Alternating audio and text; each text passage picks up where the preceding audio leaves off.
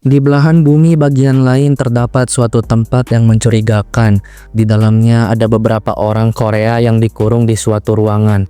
Pria yang terlihat kekar meminta maaf kepada orang yang disebut profesor.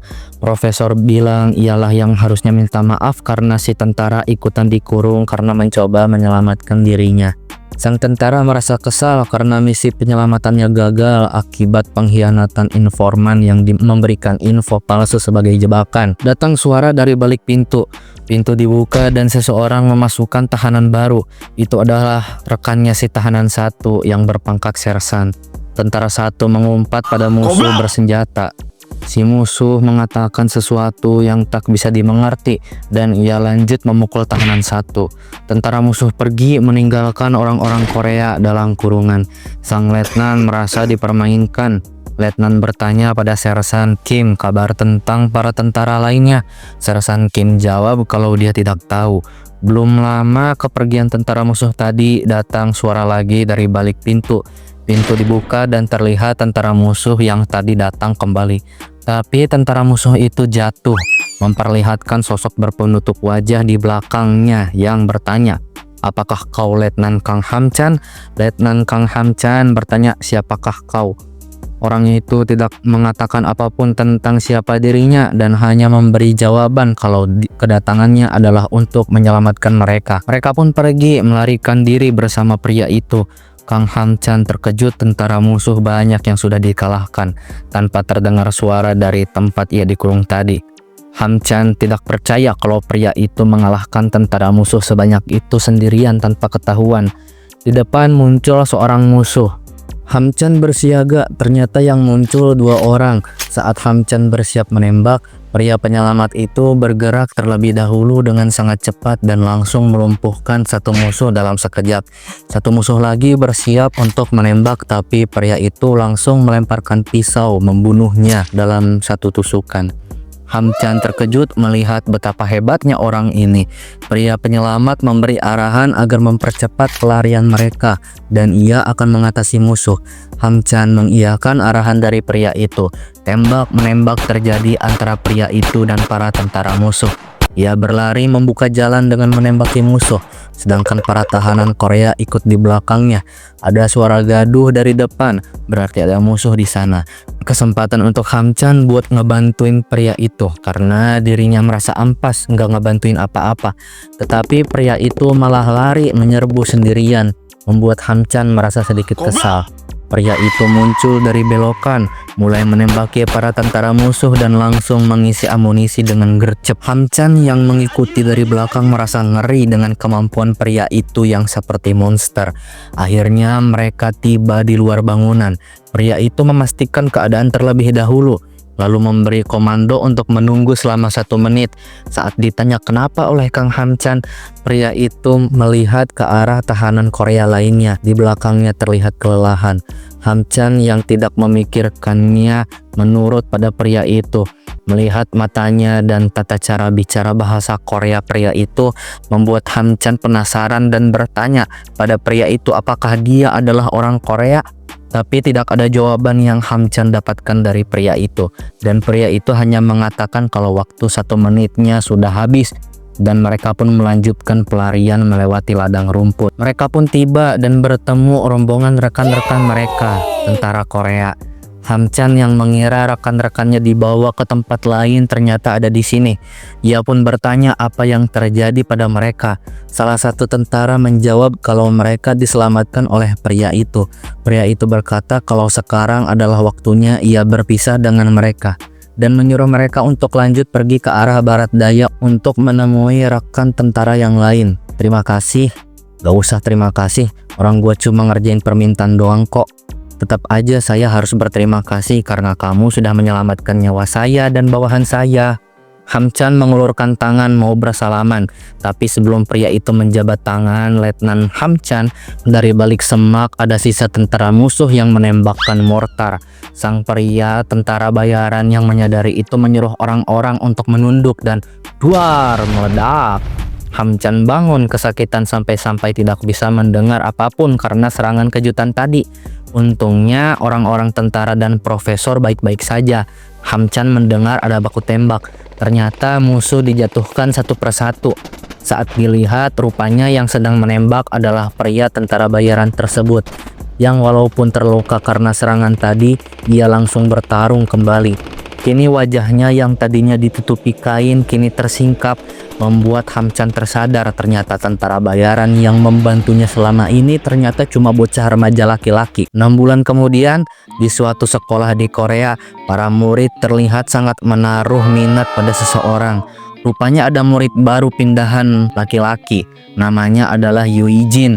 Dan yaps, dia adalah tentara bayaran yang tadi kita ceritakan. Di sisi lain, cewek bernama Yoo Dayun yang adalah adiknya MC sedang mengkhawatirkan kakaknya. Tiba-tiba ada cewek heboh berkata kalau dia ngeliat murid pindahan ganteng. Dayun bisa menebak kalau itu kakaknya. Ia masih memikirkan kejadian baru-baru ini ketika kakaknya baru saja pulang karena dia tidak menyangka kalau kakaknya yang dikira sudah meninggal dalam kecelakaan pesawat bersama orang tuanya 10 tahun yang lalu ternyata masih hidup. Beberapa hari lalu mereka bertemu di bandara. Dayun dan kakeknya yang berarti kakeknya Ijin juga. Kakeknya menangis bahagia mengetahui kalau cucunya yang dikira sudah mati dalam kecelakaan pesawat ternyata masih hidup. Dayun tersentak dari lamunan ingatannya karena dipanggil seorang cewek sialan. Cewek sialan bernama Hejin itu menyuruh Dayun untuk memberikan baju olahraga miliknya kepadanya saat nanti pelajaran olahraga. Kalau aku pinjamin ke kamu,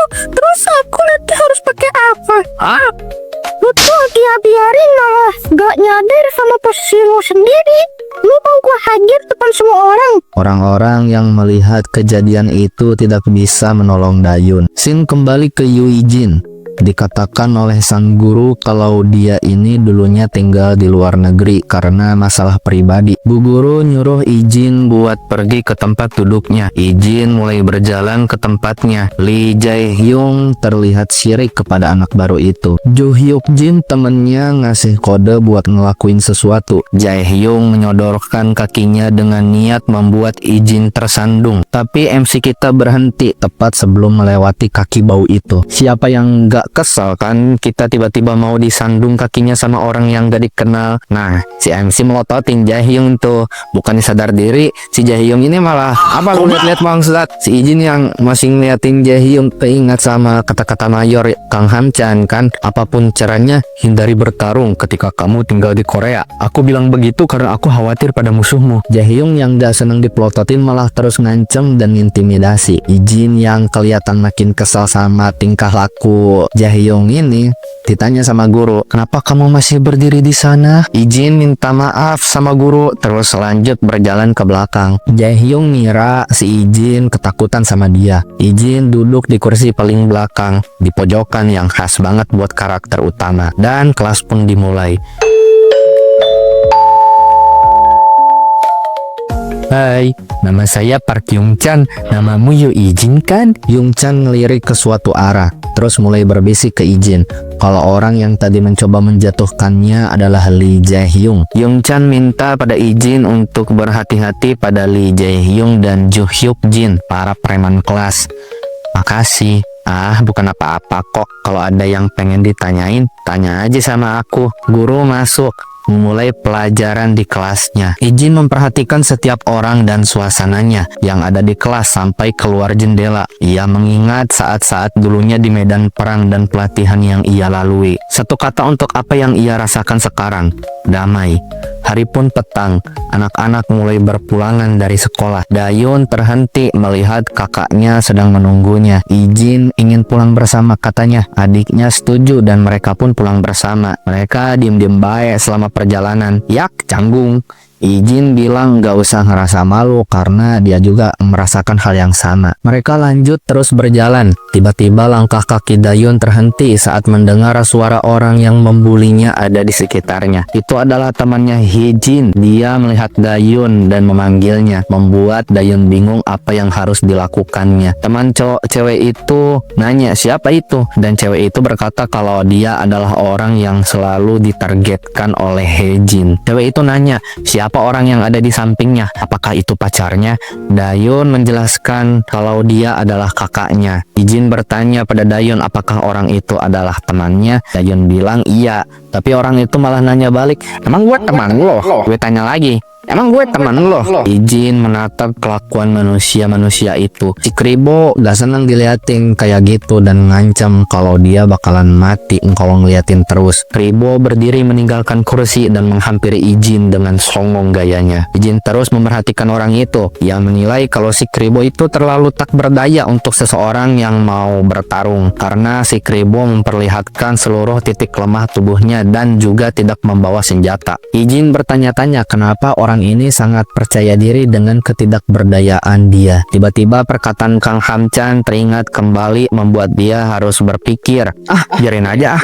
Kesal diabaikan, Kribo mencengkram baju Ijin dengan marah. Tiba-tiba Dayun menunduk meminta maaf kalau kakaknya itu orang baru karena udah lama tinggal di luar negeri dan masih belum terbiasa dengan budaya di negara ini. Terus apa hubungannya dengan gue?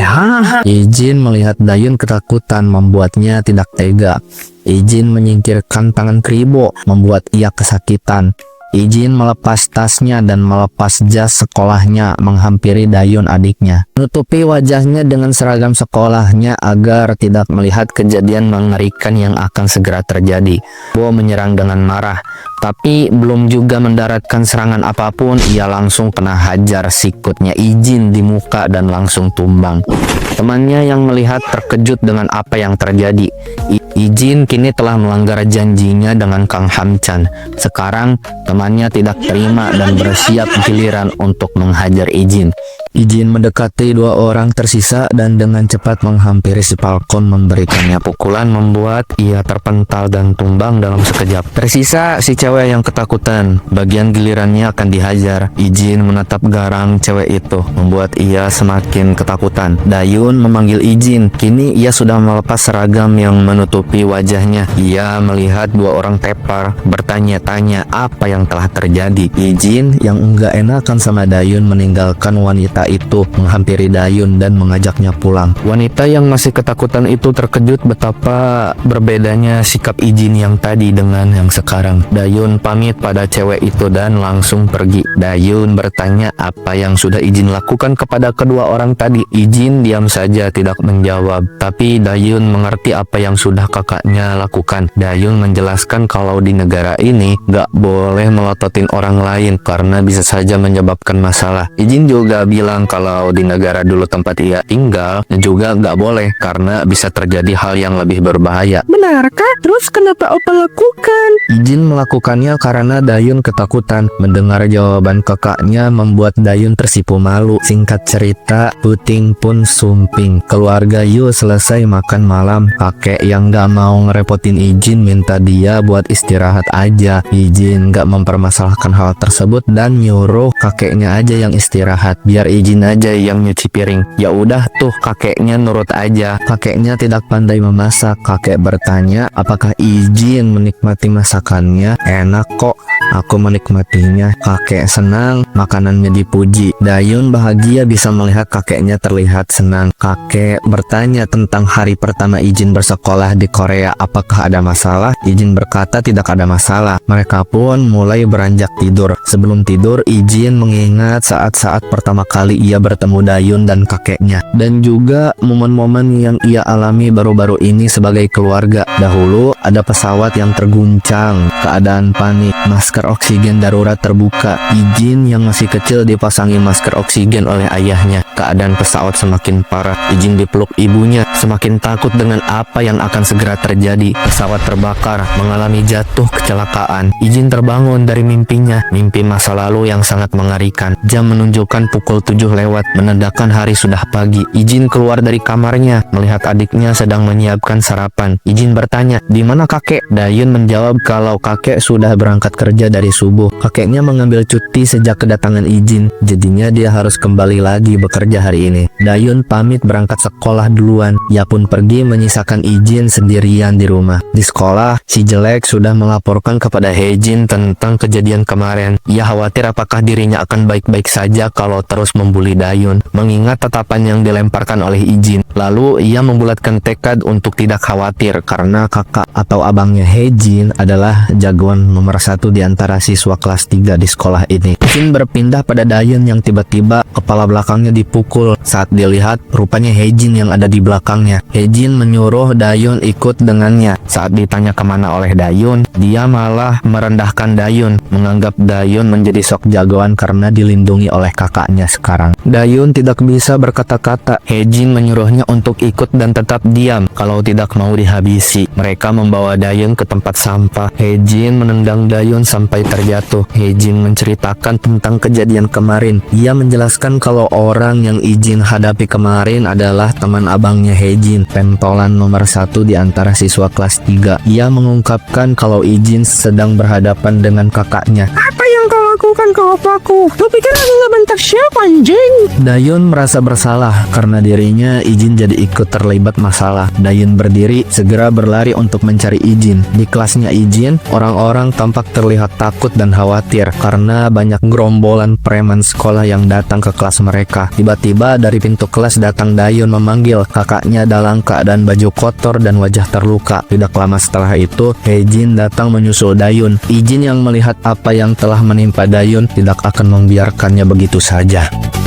Beberapa menit sebelum kejadian, awalnya semua aman dan tentram. Seperti biasa, Yongchan selalu menjadi target penindasan oleh Jaehyung dan Hyukjin. Hyukjin malakin penghapus dari salah satu siswa. Siswa itu memberikan penghapusnya pada Hyukjin. Lalu Hyukjin melemparnya dengan keras ke arah kepalanya Yongchan. Hyukjin berbangga diri dengan hasil lemparannya. Ia mengibaratkan seperti menembakkan dengan pistol. Kini giliran Jaehyung yang melempar. Saat ia melempar, penghapusnya terhalangi oleh tas orang yang lewat. Saat dilihat siapa pemiliknya, rupanya itu Ijin. Jaehyung jengkel pada Ijin. Hyukjin nyuruh Jaehyung buat manggil Ijin sepulang sekolah untuk diberikan pelajaran. Ijin duduk di kursinya. Ia bertanya pada Yongchan, apakah dia baik-baik saja? Dia berkata kalau dia baik-baik saja, walaupun kelihatannya tidak begitu. Yongchan mengalihkan topik pembicaraan dengan bertanya apa yang Ijin lakukan saat pulang sekolah. Yongchan berniat mengajak Ijin berkeliling. Ijin menolak tawaran Yongchan karena dia harus pulang ke rumah bersama adiknya.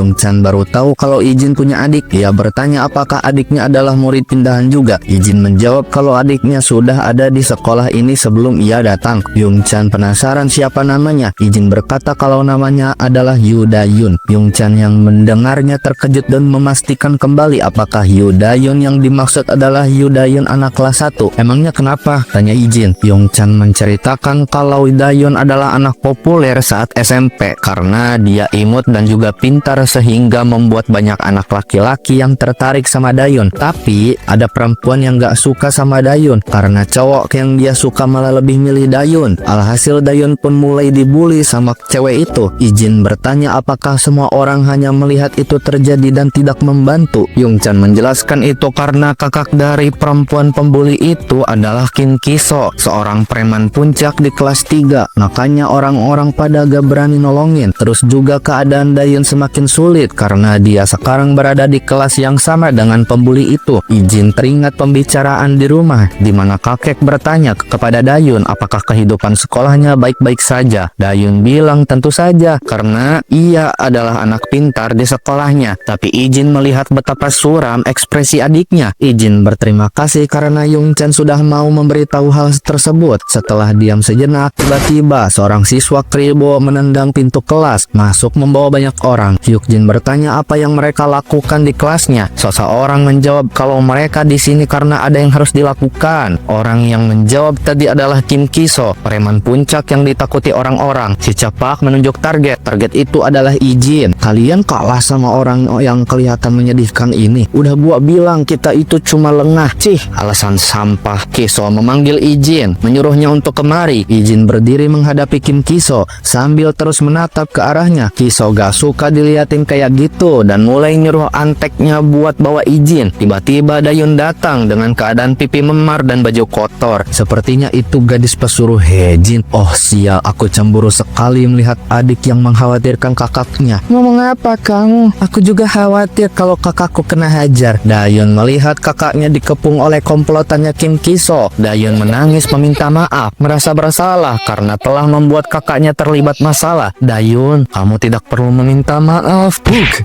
Murag. Nani? Ini bukan salahmu, ini salah mereka. Kribo maju menyerang, tapi serangannya ditangkis Ijin dan Ijin menghantam lehernya, membuat Kribo jatuh terbatuk-batuk kesakitan. Mang belah dua gantian menyerang, tapi Ijin membogem perutnya, membuat ia tumbang dalam satu kali pukulan. Kiso terkejut karena kejadiannya begitu cepat. Orang-orang yang nonton cuma bisa melongo terkejut karena preman-preman yang ditakuti banyak siswa dikalahkan oleh satu orang. Jadi, kamu yang membuat adikku kesulitan. Ya anjing, makan tulu berdua. Makasih buat kalian yang udah nonton. Semoga sehat selalu. Subscribe ya. Makasih.